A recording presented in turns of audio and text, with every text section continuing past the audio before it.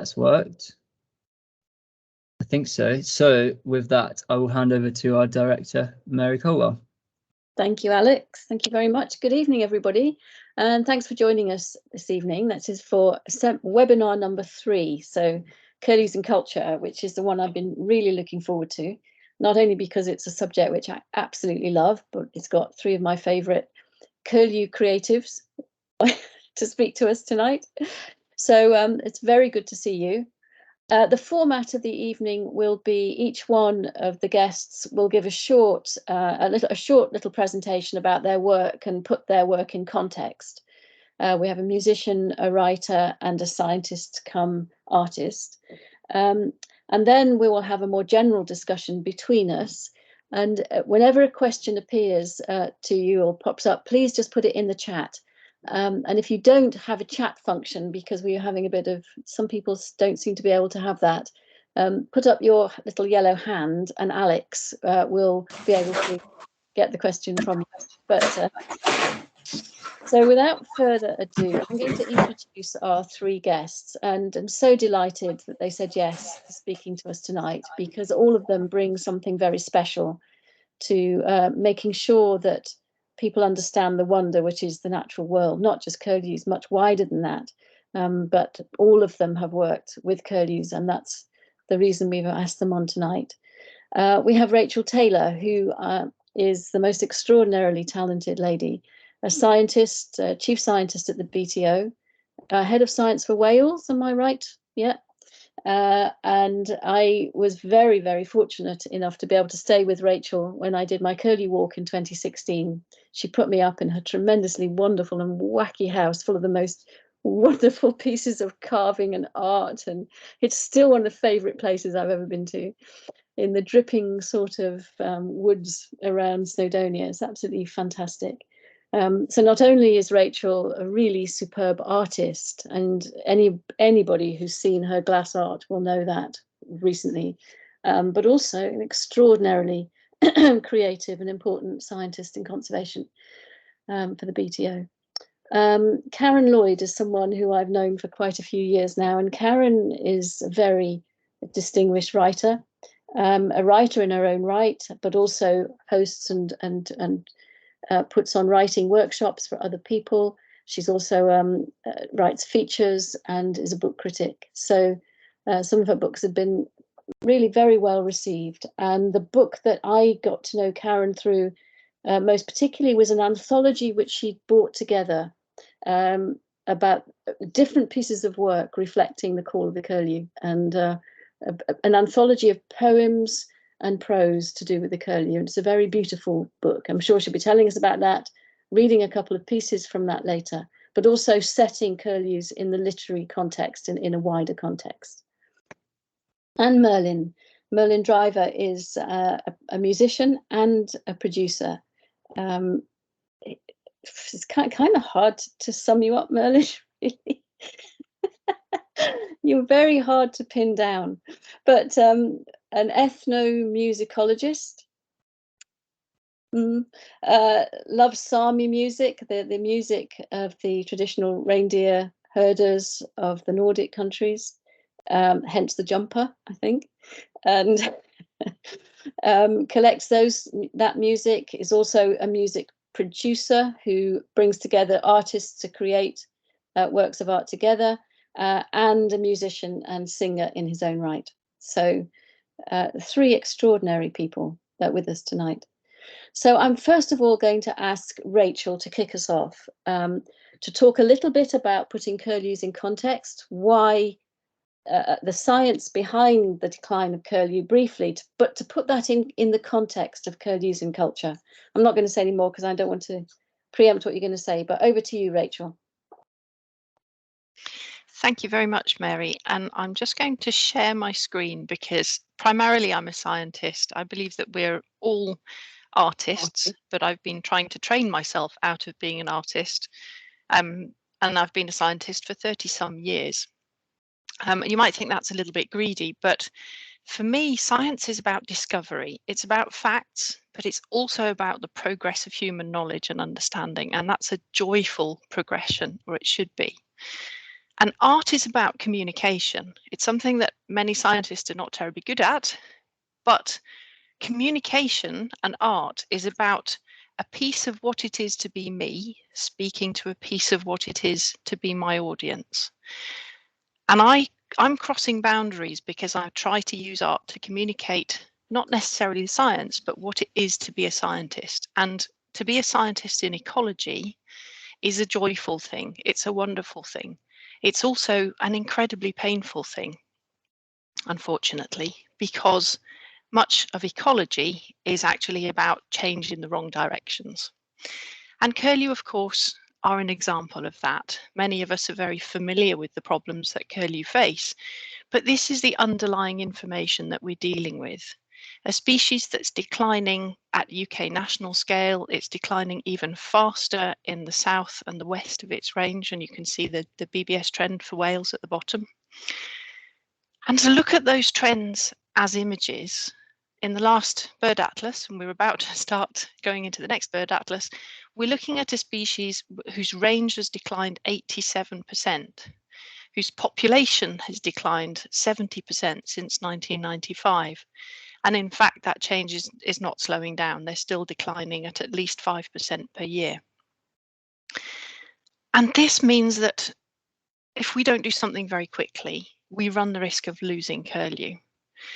And I was finding that although many people are really interested in Curlew and very engaged in Curlew conservation, communicating the urgency outside science didn't seem to be working.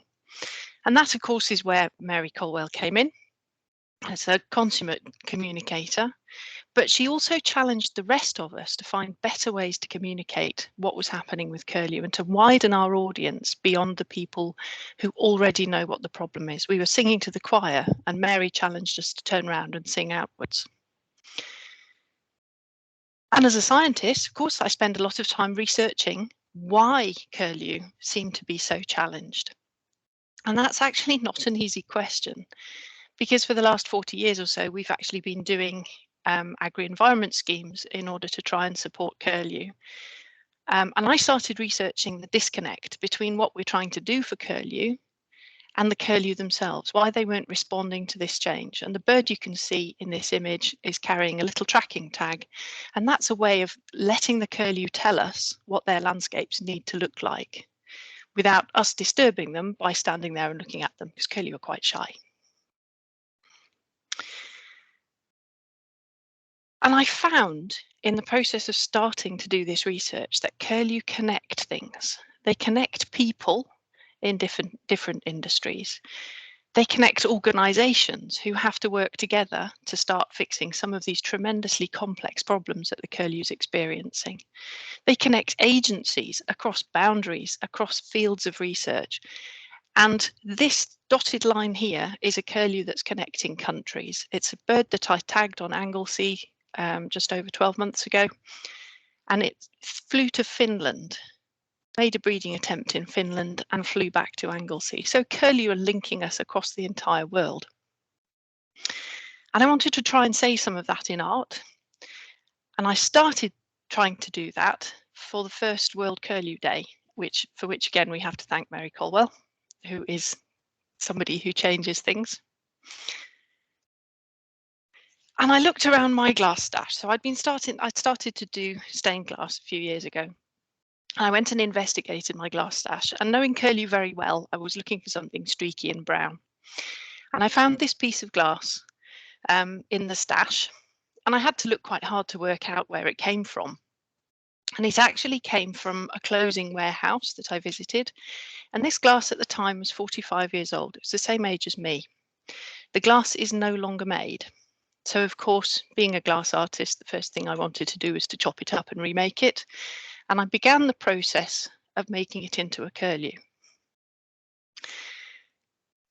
But when this glass was made, there were twice as many Curlew in Britain as there are now. It was a common farmland species. But at the time, the writing was on the wall, because in 1972, we were introducing silage across the whole of the UK. Silage was replacing hay meadows, cut dates were advancing, and the Curlew, although they lag a bit because they live a very long time, was also beginning to respond to that change, and they were beginning to decline. And I finished my curlew and I hung it in the sun and I took photos of it and I tweeted it and I commented about World Curlew Day, and something was missing, because the next stage of the problem was coming towards us very quickly.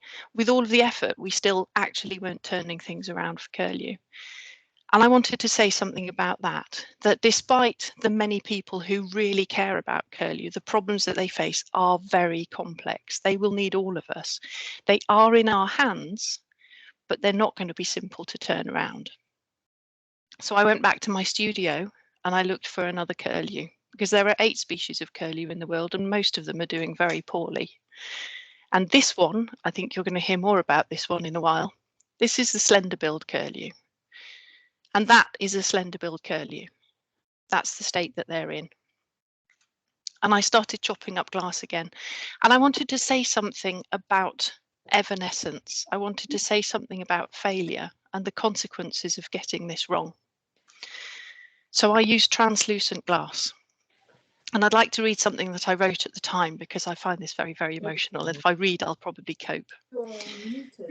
So this is the curlew that I don't want to make. The bird that for no reason other than wanton destruction is gone. It's extinct in my lifetime. A tragedy as simple as pointless as the loss of the passenger pigeon, or indeed the Eskimo curlew. It's not alone. There's no complexity of land use here, no mechanised grass cutting, no climate challenge. Hundreds of thousands of miles of Siberian breeding habitat still waits, empty, for the slender-billed curlew to return.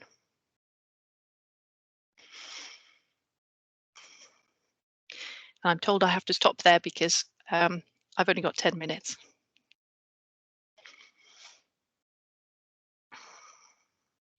Oh, really? You could go on. That was so beautiful, Rachel.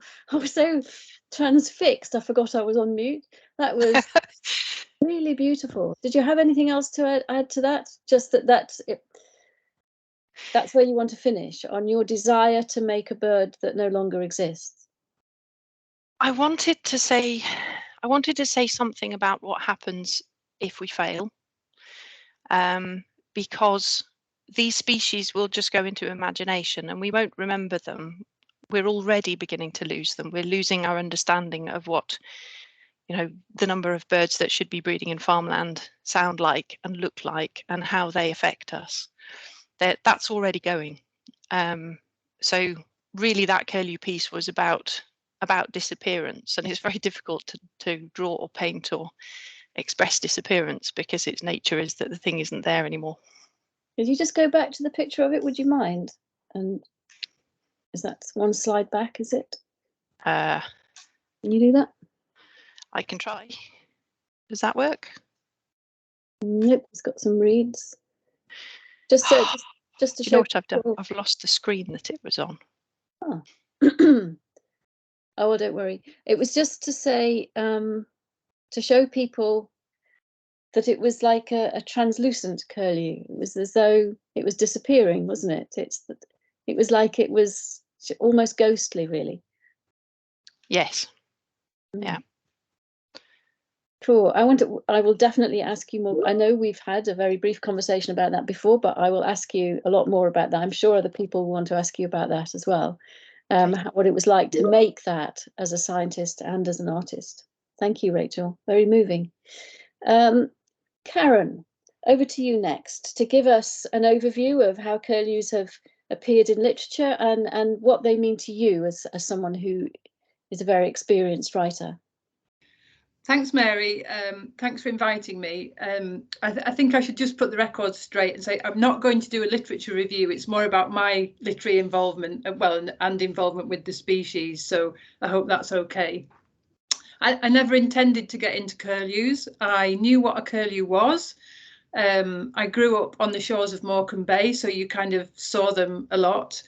When I started writing my first book, which was The Gathering Tide, about a walk around the edge of Morecambe Bay, the curlews were just there all the time in the winter anyway. And I knew what a curlew was, and that was about the extent of my knowledge. then I started writing my second book, The Blackbird Diaries, which is a kind of nature journal. And in the course of writing that, I was invited to go and work with Curlew Country, which is, as many of you will know, is the sort of pioneering curlew project in the Shropshire Welsh borders, where they've been trialling head starting and really monitoring what was happening to curlew and why they were failing, lowland curlews, that is. So the project manager, Amanda Perkins, invited a group of artists to go and work with the community, because what Amanda understood was you can't get involved with things you don't know about, and we can't save the things that we don't love. So I went with really no more expectations than to do some poetry workshops with the community, to do some writing of curlew lyrics for the choir that my friend Mary Keith was organising. She sort of convened a curlew choir, which was really something to behold, with songs from Iceland and here and there and everywhere. And then I met Mary, who was walking through. So I didn't know anything about Mary. And then as a result of that, Mary introduced me to Tom Ord-Pewlett from Bolton Castle in Yorkshire, and I went and met Tom. And I was kind of being pulled more and more into this curlew journey, and ended up helping to organise a curlew meeting at Bolton Castle. I realised that for many people, talking to the owners of grouse moors is a controversial thing, but I think Mary would agree with me. Indeed, Mary, I think, has said that, you know, you have to keep all voices in the conversation. So and actually they were incredibly useful conversations. And anyway, as part of the first Curlew weekend that we had, I organised an exhibition with the Society of Wildlife Artists, and through that I met a Hungarian artist called Sabi, and I'm going to come back to Sabi in a little while. But also this is the anthology that Mary was talking about, which is the Curlew Calling anthology, which is now sold out actually, but I gifted that to the BTO. I sold copies myself and raised a couple of £1,000 for curlew conservation. So that was a journey in itself, and we did a call out for people to contribute poems or stories and so on. And one of the, I just thought it'd be interesting to read a couple of the poems from this, because they kind of both speak to different ways of thinking about the curlew and different ways of communicating. And the first is called Real by Martin Reed. There used to be real winters. We dug trenches between houses, lost track of our cars. There used to be elms in forgotten hedge corners, wise men of the old ways, markers of the landscape. There used to be curlew, busy on grey clay banks where mudflats met the sliding sea. They probed the crust of oyster meadow, that impossible bill like a third limb, tripod of a bird, poised and pivoting, but up in a moment, on the turn and catching April's sun in pairs above the estuary.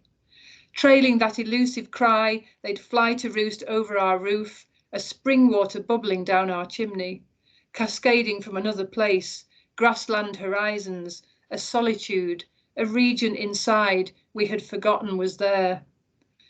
We only have recordings of what once was, born on the wind, an inkling of when the curlew came, to pick and probe along quiet tideways, honouring the whole wide sky with their song. So a very kind of evocative poem there from Martin. And, you know, I think that speaks to what many of us feel when you think about the knife edge that these birds are teetering on. And then the next poem is by a fellow Cumbrian poet with a very different slant, wonderful Jonathan Humble, and the poem is called Incoming. I am not your enemy, dear messenger, but still your intent feels murderous. And though your reckless adrenaline-fueled passes and Dopplered cries have sent these old instincts into full flight mode, my head disappearing into my shoulders, my body separated from my bicycle to lie expediently on this grassy bank, I cannot help but admire your bravery and the skill with which you missed my skull by inches?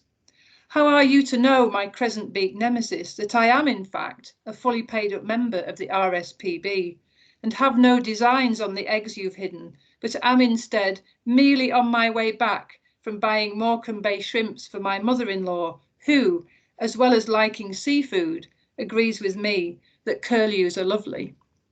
So there we are, you know, two very different, and I like Jonathan's because of course we all feel the loss, don't we, when there is species like this, and I guess the curlew is kind of one of many really.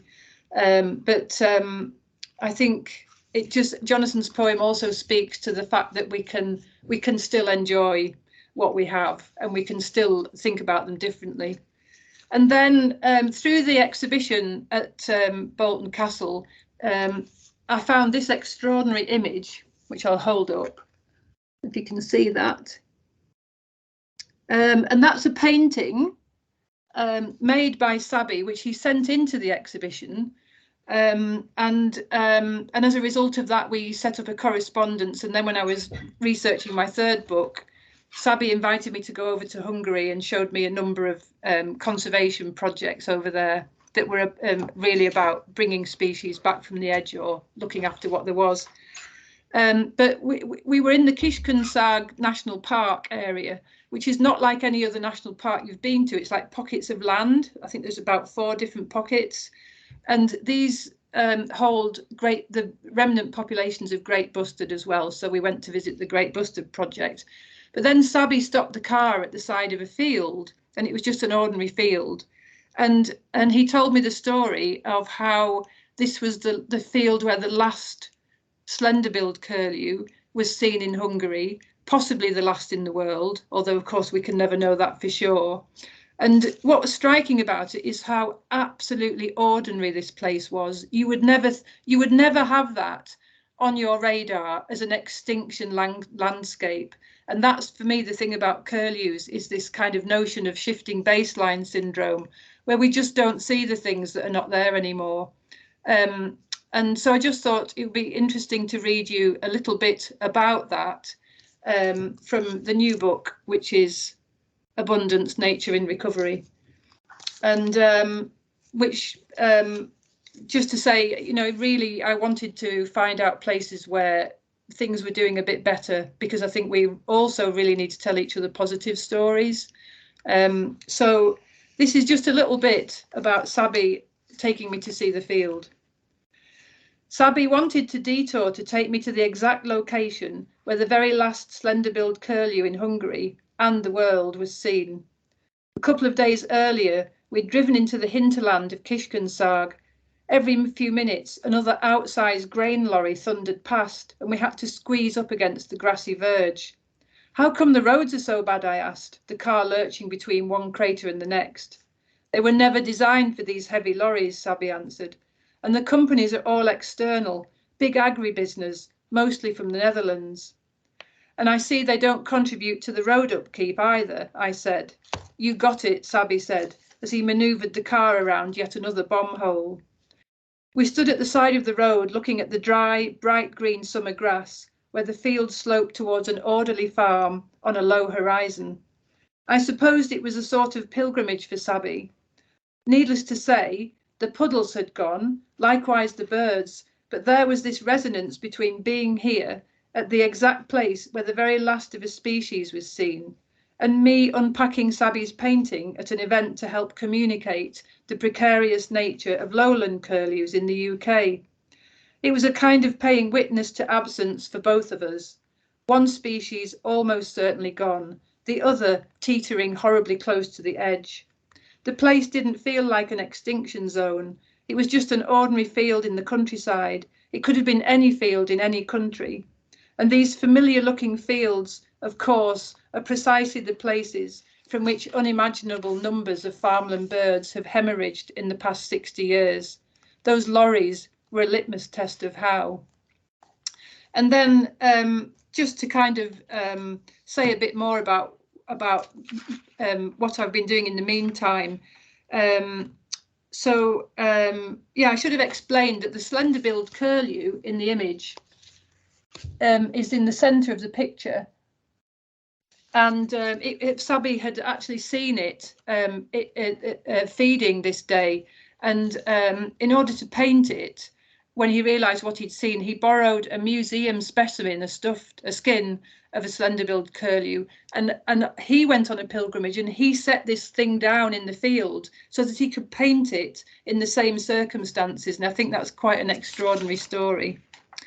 But anyway, so these days I'm working with the Future Places Centre at Lancaster University, and we're developing all kinds of incentives around environmental communication.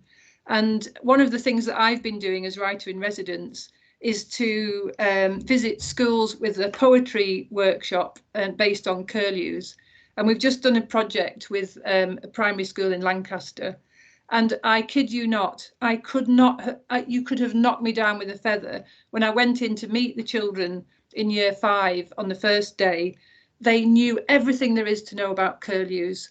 They were completely aware. They knew exactly how precarious the species was. They knew what the issues were. The staff had talked to them about predator control, all this stuff that we might think was uncomfortable. So what we hope to do is to kind of build a toolkit which can be used in any educational setting, and we can host that on our website, along with some of the poetry that resulted. And it was just a lovely moment, and I kind of kicked them off and then went in a week later. And the transformation from these children thinking about how to write poetry and how to do that by accommodating this massive information that they'd been taking in over a number of weeks. And then they had a poetry slam where the kids voted for the best poems, and it was down to 6 individuals, and some of those poems were enough to make you want to weep, really. They were so heartfelt. And if there is a way to avoid any of these losses in the future, whether it's curlews or whatever, we have to start with children in these formative years of their life and re-engage them. So hats off to an excellent school who are not frightened of getting hold of difficult subject matter. So that's about it, really. I'll leave it there. Thank you, Karen. That's lovely. And of course, Curlew Action is starting up its junior Curlew network, and we'll be making more inroads into junior schools and carrying on the good work that's already been done in your school and others. So that's really interesting to hear about that. And some lovely bits of I do love that Jonathan Humble poem. It makes me laugh every single time. That's a poem about curlews when you get a bit too close to their nest in the breeding season, they get very agitated, as I'm sure Rachel will tell you. And you don't want to be on the wrong side of that bill. So excellent. So from art and words, we'll go to music and to Merlyn to tell us a little bit about his latest project and curlews and music. Over to you, Merlyn. Thank you, Mary. Thank you for having me. I hope that everybody can hear. I've got this little external microphone. Hopefully it's okay.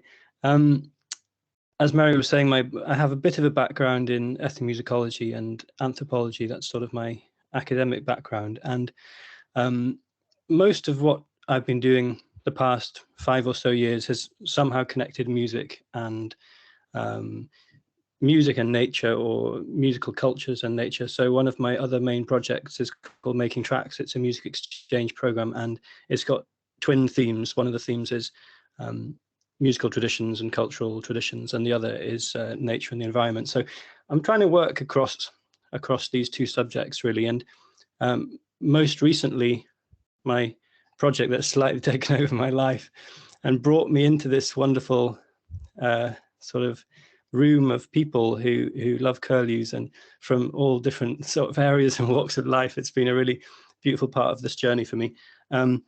Has been making this this album, which I now hold, and it's wonderful to hold it at last.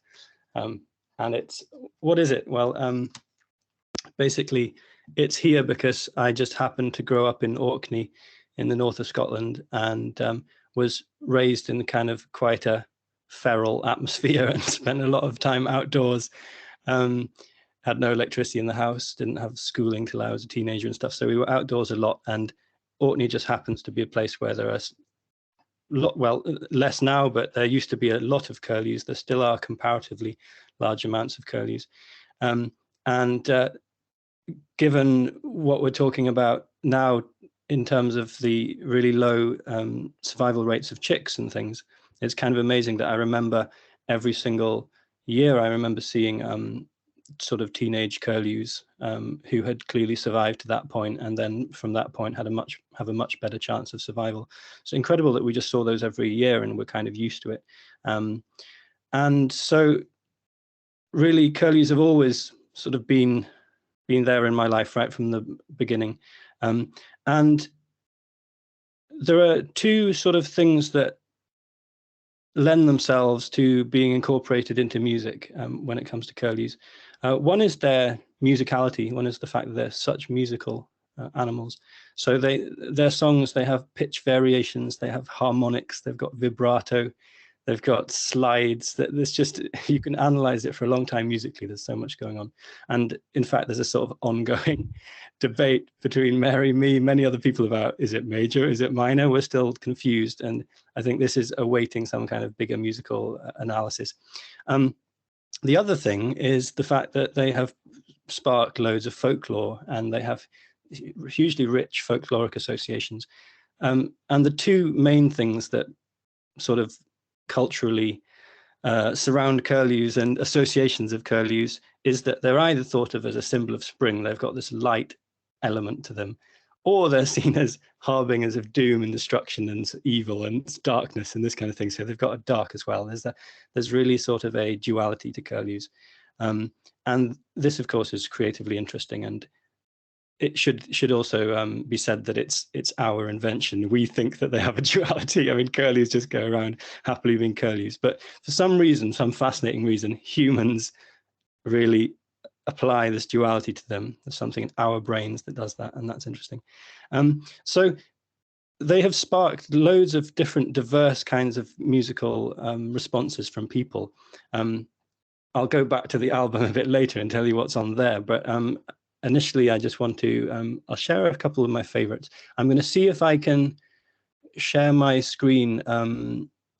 I've opened Spotify, the evil platform, on my computer web player, and I'm hoping that that means that I should be able to share the sounds of, and I'm working on it, the sounds of just the window or the tab. Yeah. Okay, I think I'm on the right path. So if someone could tell me that you see my Merlyn's Curly playlist, could somebody tell me in the chat or vocally? Yeah, yes, thank you very much. Right, so as you can see, everybody, if you're on Spotify, I understand if you're not, because it's a place of debatable virtues. But if you're on Spotify, then I've been building this playlist, which is very clearly called Merlyn's Curly playlist. It's now got 45 songs on it. So I've been trying to find pieces of Curlew inspired music for a while, and I've built this quite large catalogue. I should try and make sure that this is on other platforms in future, but for now it's just on here. I have to start with, for me, as far as I'm concerned, the Curlew piece.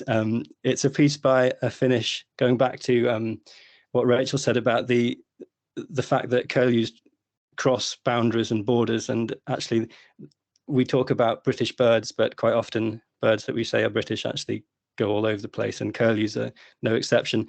A lot of curlews breed in Finland and then come to the UK in winter. So there's a Finnish musician called Aino Juhani Rautavaara, and he wrote a piece, or a symphony, I believe, called Cantus Arcticus in 1974. And this piece, we're talking about that duality, that sort of mysteriousness of curlews. This piece for me is amazingly evocative of that sort of otherworldliness of curlews, and also the places they live. This movement is called the bog, that I'm going to play you just a little bit of. It's just beautiful. It's a bit like kind of Vaughan Williams-ish, and I'll just let the music do the talking. This is my favorite piece of Curlew-inspired music.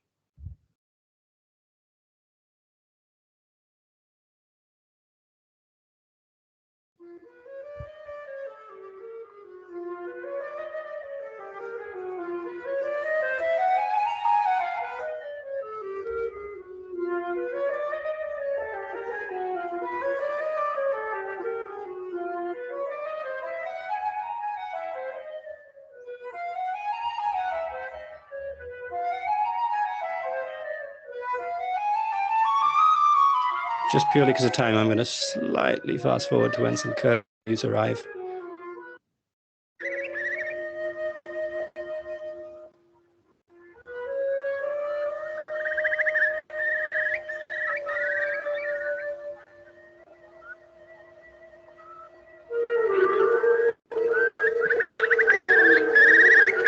So you can hear that Rautavaara really, he treats the curlew as an instrument or as a player in the music so clearly, and I love the way that respect that he affords the musicality of curlews in this.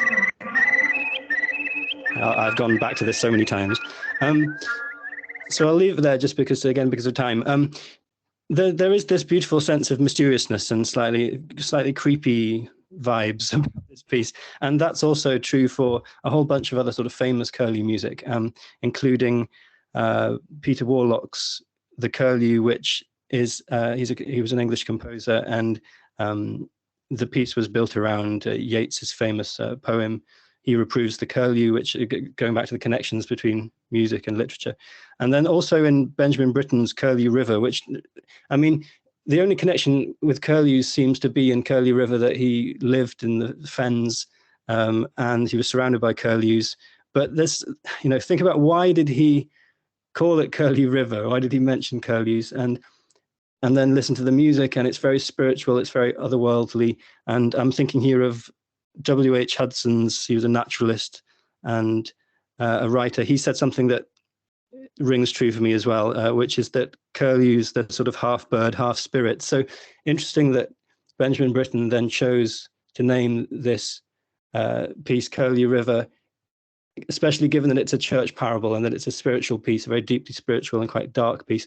I just want to play you a section of it, which sort of gives you this idea of otherworldly, strange, liminal sort of duality going on again.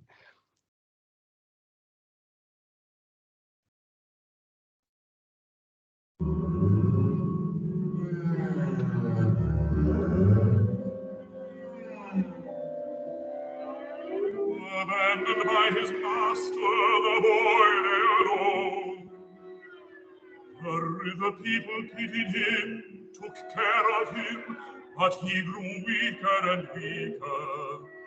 We asked him who he was, where he was born. I was born, he said. So I think that one of the ideas that I've heard around this piece is that perhaps these sliding notes are to do with oars in the water, but also it's hard not to think about also the curves that are so present in curlews, both the sound of their voices, the way that they curve upwards, a bit like those notes, and also the bill, of course, the famous decurved bill. And so we're sort of getting these feelings of creepiness.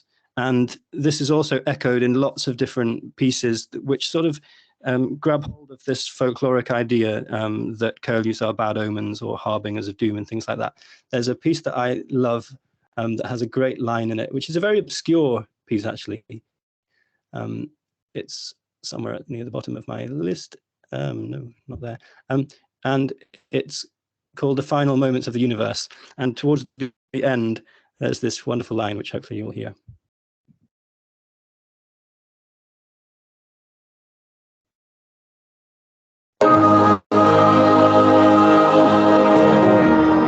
Curlews on the mud flats, probing for invertebrates. The clock in the factory is sending faxes. I love that line. Just sort of imagining what's happening at the end of the universe. So, again, curlews are being associated with something creepy, something bad happening. I'm going to stop sharing now because I can come back. Those are just a few pieces that I think echo folklore quite interestingly. But then one of the really interesting things for me around creative responses to curlews, especially now that I have invited people to respond to curlews to raise awareness for their conservation and to sort of support them and get them out of a hole kind of thing, to help them get out of this crisis, is the fact that we can now sort of imagining a very different kind of echoing of all of this folklore. So they're harbingers of doom, but perhaps apparently according to folklore, but is it our doom, or is it the doom of the Curlew? That's an interesting question. And then also maybe it's not actually harbingers of doom, but maybe it's a warning of something that maybe we have some power over, some control over.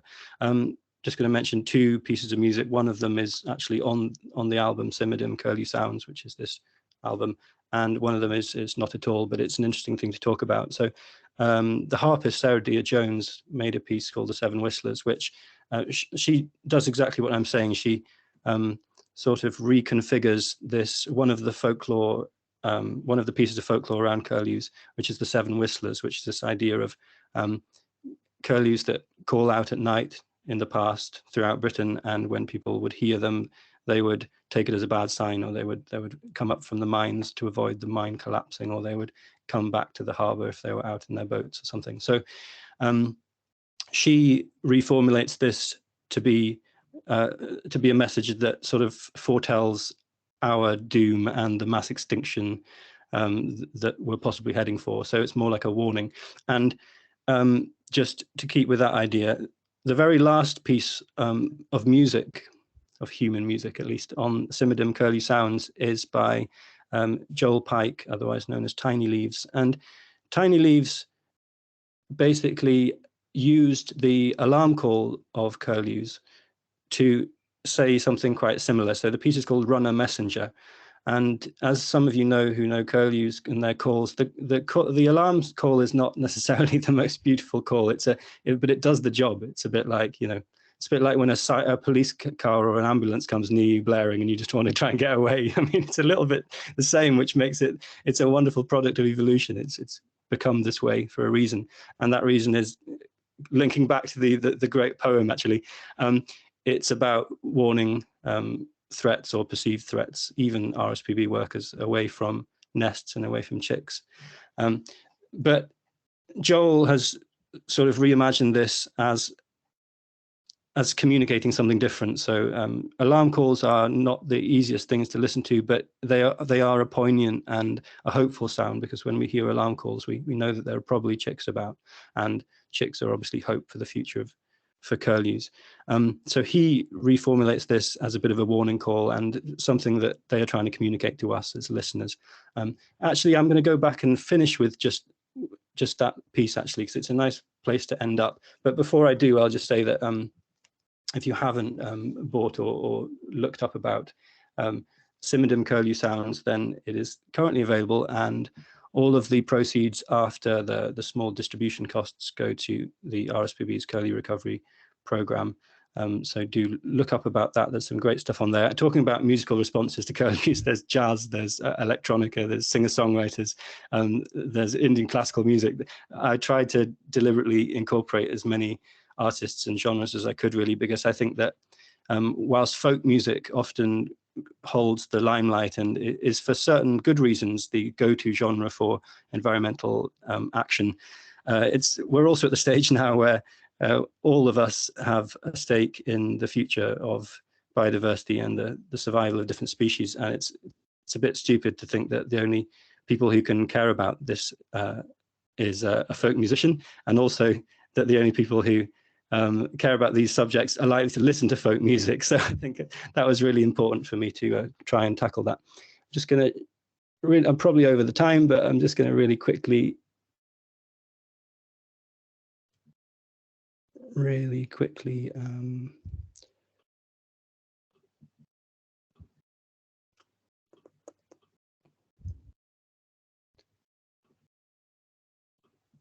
first of all, just show you that the Curlew Sounds Project website is here. You can read about the album. You can also read about the music and the cultural associations of Curlews down here.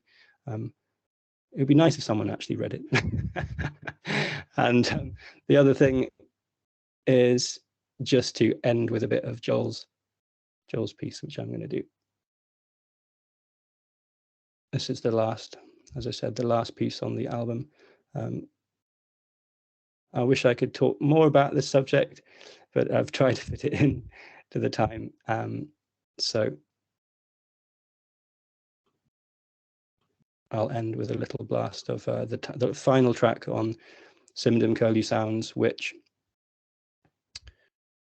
tells a really interesting story that connects back to the folklore, the literature, because there's some etymology in the word curlew as well, which you can read about in the liner notes.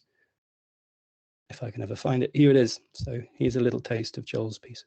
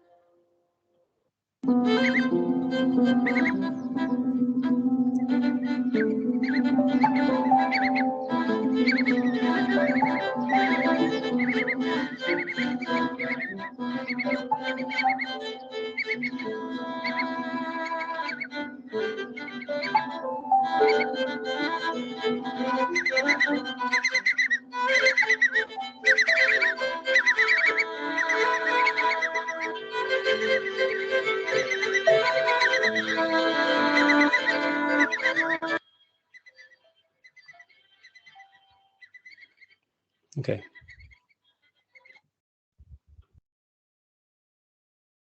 Thank you, Merlyn. That was amazing. Amazing. Quick run through that. It is a beautiful album. It really is a beautiful album, and it's a shame that you're being very self-effacing, Merlyn, because your song that you sing and you've written on there is hauntingly beautiful. So you're going to have to buy the album and listen to Merlyn singing. She's really lovely. Okay, we're such lovely talks, so we haven't got an awful lot of time left. I'm going to fire a question at each of you, and then we'll see if anybody in the audience would like to ask questions. But Rachel, I was very moved by what you said about being a scientist, really understanding what's happening, not just sort of secondhand wisdom, but you're right there out in the field and you're doing it and you're collecting the data and you're analysing data and it's telling you what's happening. And I think ecological grief is something which we're beginning to hear more and more about. And I wondered how much you feel this other side of you, this artistic side of you. I know you don't like to think of it in as duality, you don't think it was a whole really, but your artistic creative side help you deal with that sense of just sometimes just how hopeless it can feel. Yes, it really does help actually, because as a scientist, you're trained to remove yourself from the question and to always try and return to objectivity and understand what the facts are. And scientific communications are very dry things because they're intended to remove all of the human from the question and reduce the world to facts. But science also creates narratives, which is slightly helpful, but every now and then it very much becomes too much for you. It becomes too much for me. I mean, Curlew have absolutely reduced me to tears in the field, looking at the data. You know, you can go from being really joyful about how well a piece of work went to standing back and looking at what the work is telling you. And all of the hope and joy disappears very quickly. So I try and express the things in art that can't be said in science, and that's where the anger and the grief and the pain and just how beautiful the world is, all of that comes together, and I go into the studio and start chopping things up and waving my arms. I think that's right. I think the beauty is something that comes across in your pieces in bucket loads. I mean, you understand birds because you studied them all your life. You are a bird scientist, and so your pieces of glass, they have weight. They sit right. You know, you could imagine them just taking off from the wall or from the window and flying around. They don't look stylized. They don't look mannered. They don't look They don't look as though they've been made to fit a pattern. They just look like birds. And I think that combination of real understanding of bodies and feathers and bones and muscles and being able to put that into something very beautiful like a piece of glass allows you to do something really special, I think. And then if that as well is telling us a story about the natural world, I think that you sit in a very special place in this artistic nature and art world. So for me anyway, I found your pieces really, really beautiful. I mean, what are you working on at the moment? What are you trying to say at the moment? Well, actually, I'm about 2/3 of the way through a very, very slow another Curlew piece, which I can't show you any pictures of, unfortunately, because I haven't taken any good ones. But that one is more about the international dependency of Curlew. So there's nobody can say that they own Curlew. A landowner can't, a country government can't. They connect flyways. And even in the breeding season, they're using landscapes. They're not using farms or fields. And I'm trying to put some of that into a piece that reflects the international agreements that the species depends on, and try and sort of bring those international agreements out of their dry paper and into something that looks like a Curlew. So you can imagine it's fairly complicated. It has a lot of country flags in it. Oh, wow. That sounds amazing. I would like to say that Rachel doesn't just do Curlews. I would like to point out you do quite a few other things. Where can people go and see your work in one place? Is there your website? Yes, my website's probably the best place to look, which is www.delweddafran.com. Oh gosh, I think we'll have to put that in the chat. I will put that in the chat. It actually means image of the raven. So the first bird that I made was a raven. Yeah. And that was because ravens are amazing and intelligent and beautiful and loathed by so many people. And I got quite cross about that and made a raven that was beautiful. Lovely. Karen, putting Curlews into words is something that we've been doing since the 10th century, I think. We've written about Curlews and we've drawn them into our lives, and yet I find it really strange because so many people don't know anything about them. In fact, I'd say that probably most people don't know what one is. And so how do you see Curlews in terms of words? Is that a very funny question to ask somebody who writes? Do you try to do what the sort of literary equivalent of what Rachel does, is bring out the beauty and the sorrow and the joy and the sort of context of it? Is that how you approach something, or do you want to tell people what's the experience in the field? How do you go about writing about a Curlew? That's a really interesting question, Mary. I mean, hands up, huge confession here. I've tried and tried to write poems about Curlews and they will not come. They just will not. I had one and it hung on a couple of lines, which I just thought, this is dynamite. This is literally dynamite. She said, but the rest of the poem wouldn't come. So that was that, lesson learned. But what I did do was, a number of years ago, I started to do a project with 10 schools around Morecambe Bay, where we went out and looked at what we could see, which wasn't always very much, but we did what we could. And we made artist books. And so a lot of those books were based on Curlews. And I made some as examples and took them in. And those 2 lines from that poem made it into one of those books. So they were not completely lost. But when you think about, I don't know, Ted Hughes' line about curlews hanging their harps over the valleys in April, I can't recall the exact order of the words, but that extraordinary imagery, they are a species. I was thinking about it this afternoon, and they're like a keystone species for our imagination, aren't they? Lots of things pivot from a Curlew that we might not otherwise be able to get at, and I think that's is very telling in things like Ted Hughes' work.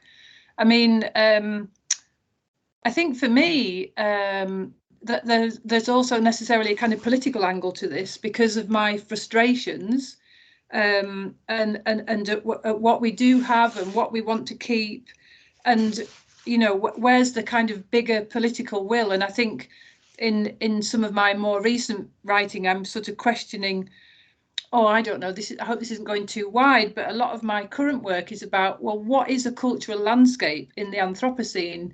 Because many of you will know that in 2017, the Lake District was designated a World Heritage Site.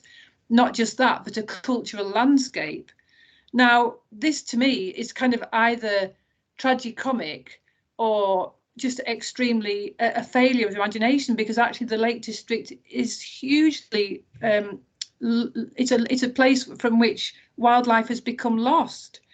And so we tell each other stories, but we don't really look beneath the surface. And so a lot of my current work is about, well, what exactly, you know, at this juncture in our development, how do we interpret what culture is?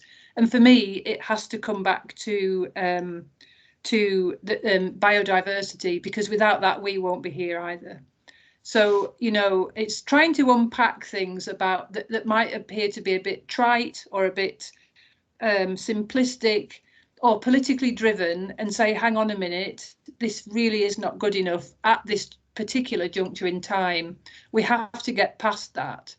So yeah, I think from someone who loves words as well, I think it's having a species that's an evocative species that provokes a lot of emotions is really, really helpful in the conservation landscape, because it allows you to view very big problems through something that you love.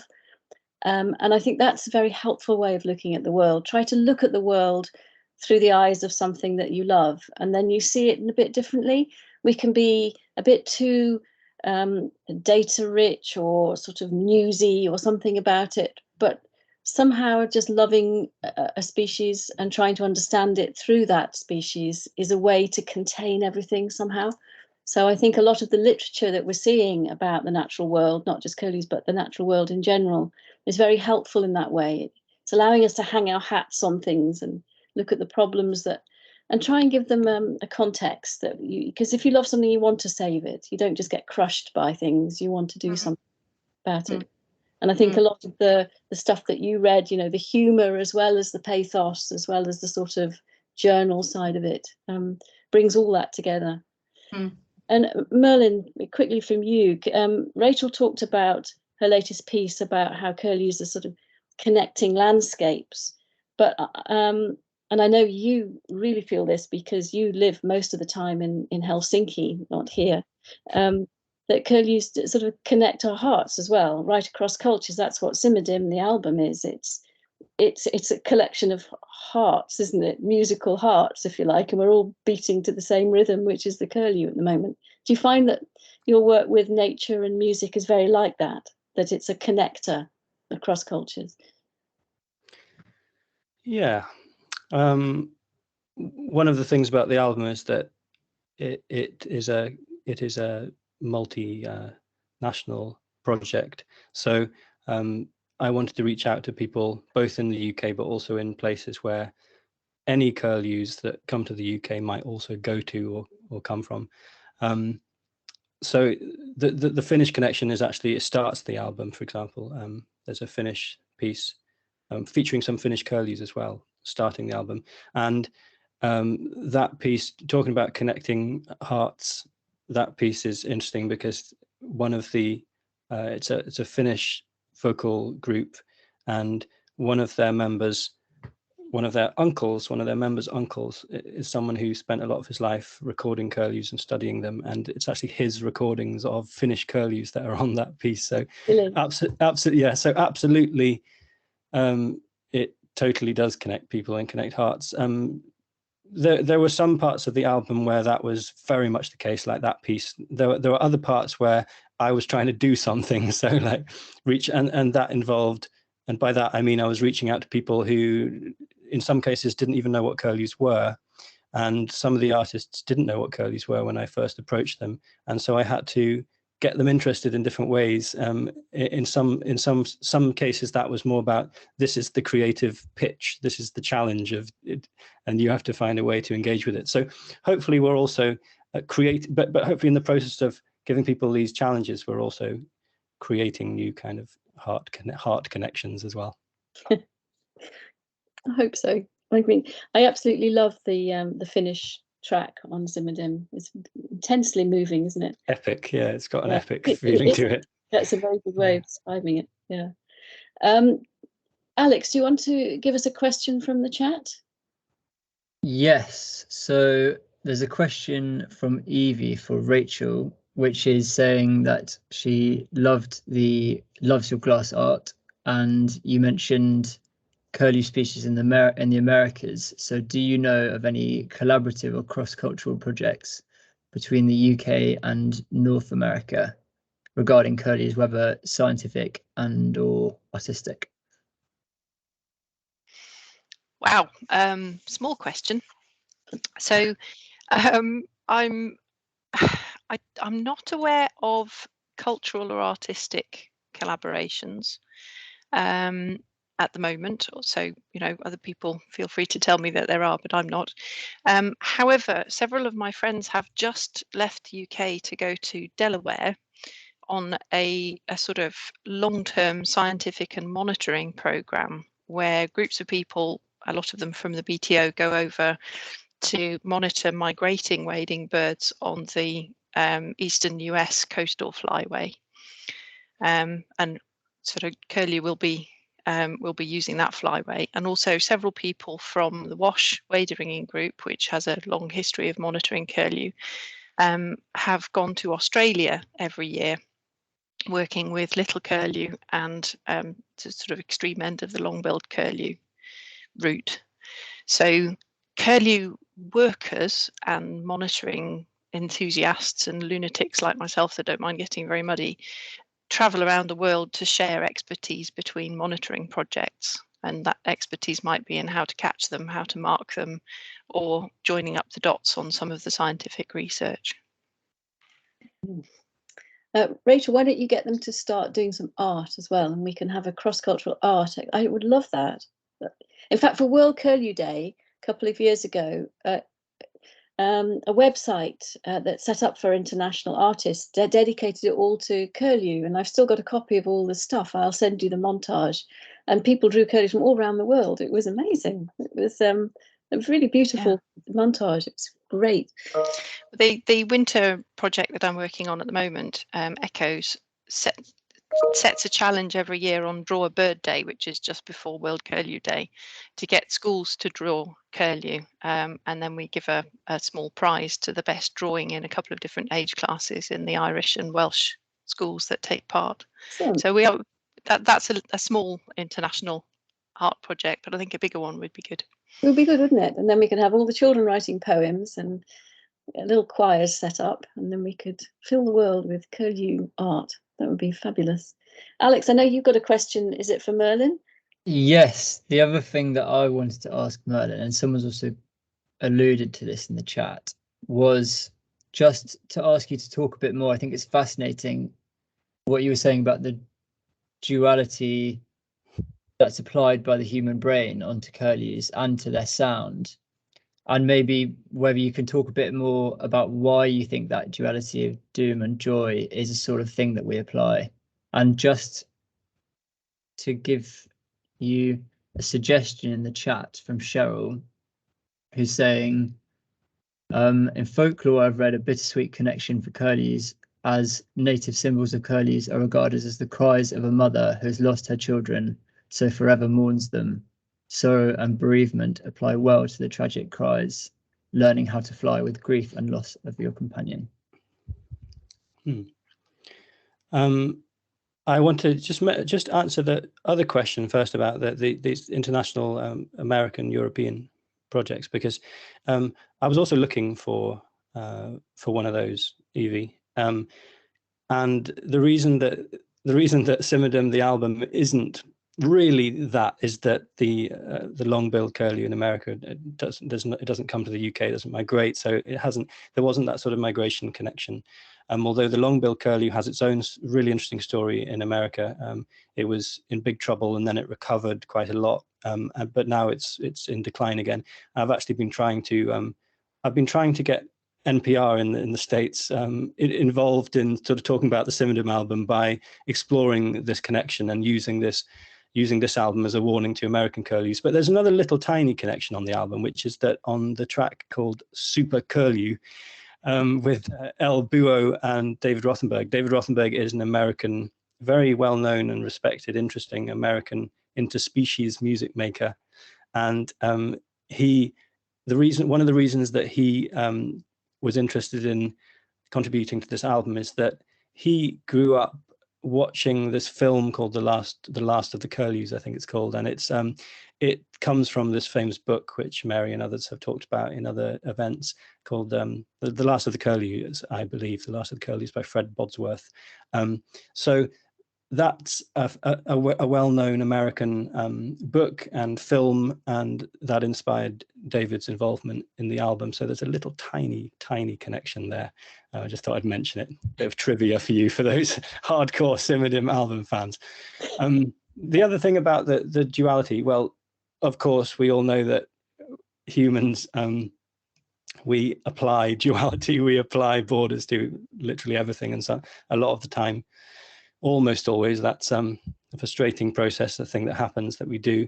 I recently traveled from Finland to the UK by train, and I was thinking about this as I went, because you go like half an hour, and suddenly on a train, and suddenly all the accents are different. It's quite incredible, and you're just thinking, like, it goes against all sense that we'd still cling on to these differences. Like every half hour, an hour along the train tracks, all the accents change.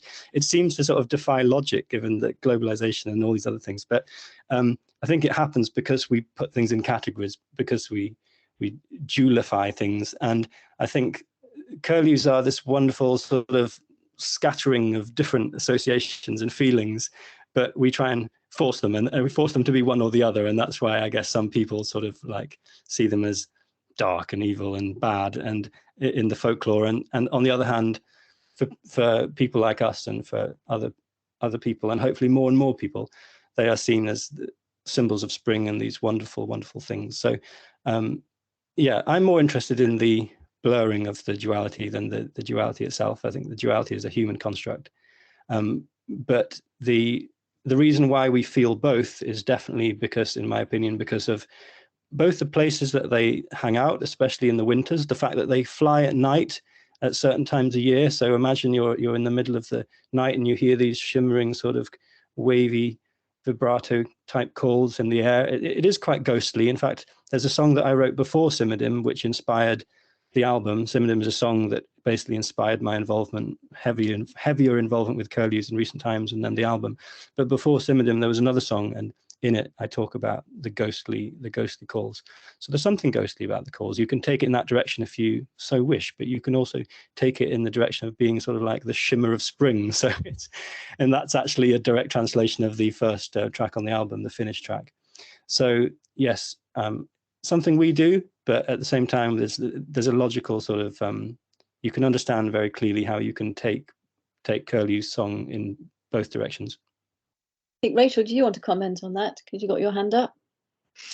Yeah, the duality of curlew fascinates me, even from a scientific perspective, because we have historically considered wintering curlew to be different curlew from summer curlew, and winter curlew have historically been thought of as estuarine, and breeding curlew breed on farmland. And we're in the process of blurring that particular boundary very nicely by discovering that some of the curlew that we catch and tag in winter stick around all year and migrate all of 10 kilometers, and others go all the way to Finland. And the wintering curlew on estuaries, we see them on estuaries, but we only see them in the daytime, and at night time they're going inland and they're on farmland. So even that duality that science has seen until quite recently is beginning to fall apart, and we're understanding that curlew are more fluid in some ways than we thought, while at the same time individuals are really not fluid at all. They're very, very traditional birds. They do the same thing every year as an individual. Karen. Yeah, it's just an observation, really, that I mean, you know, since we became able to communicate, we've looked for we want to understand things, and I think a lot of the negative kind of mythology came about because people didn't know, and they were trying to make sense of things, and that's just how it came out according to how they were living their lives then. And we do know now, don't we? We know an awful lot. And I don't know, I mean, where we live, we always had curlews flying over the house in the spring, and they'd come up from the river and go and try and breed on the fell behind the house in some farmland. I kind of felt that when I was writing the Blackbird Diaries, that, you know, it's almost like they were this idea of the seven whistlers, and that the curlews were harbingers of doom in some way. It's like, you know, we didn't wake up soon enough, did we, to realise it was their own doom that they were writing about, not us, actually. But anyway, that's a bit deep. But also to say, I met a farmer from the West Country once who played the tuba, and he said that when the curlews came in the spring, he would be playing the tuba, and they would fly over and sing to him, and he felt they were really connecting with him, actually. And if he stopped playing, they'd go away, and then he'd start, and they'd come back again. And it was just such an extraordinary image. I'd love to get a recording of that. I can't imagine curlews and tubas. They get together. But we don't know what they hear, do we? No. And what we hear is probably not what the curlew hears. No. Yeah. I have to just say that there is a tuba on the album. Oh, there's a tuba on Mario Mortenson's track. Yeah. Okay, and someone's put in the chat. What's that, Alex? You're on mute, Alex. We've had not a question, I don't think, but we've had a link to David Rothenberg saying that he's great, and he is great. Anthony Lloyd Albrecht saying, Anthony, if you're still there, nice that you're on the chat. I know about your work, and I've been meaning to talk to you for a while. So I'll take this opportunity if you're there. Let's talk. There we go. Saying hoping to perform a piece near you all soon, which he's put in the chat. Oh, there you are. I see. Curlews are connecting. So I'm going to bring everything to a close, unless anybody's got any last final curlew comments. But I've absolutely loved listening to Rachel and Karen and Merlyn. I could talk about this kind of stuff all night, and I think the more we talk about it, the better, because we all need to be able to express what we're feeling about the natural world. The joy and the love and the sort of excitement of it all, but also somewhere to put the angst and the worry and the concern as well. And art in all its forms allows us to do that, as these three amazing people have shown us tonight. So thank you for coming, and thank you everyone for listening. I hope you've enjoyed it and that you've got something out of it too. Our next seminar will be in September, and you know, I can't even remember what I think it's forestry or something nice and light like that. So there's a lot of tension between the desire to plant a lot of trees at the moment and the conflict with ground nesting birds. So we're going to bite the bullet and have a go at that one in the next one. But for tonight, thank you again to our guests and everyone who's come along, and we'll see you at our next seminar. Have a good summer, everyone. Thanks, Bye. Mary.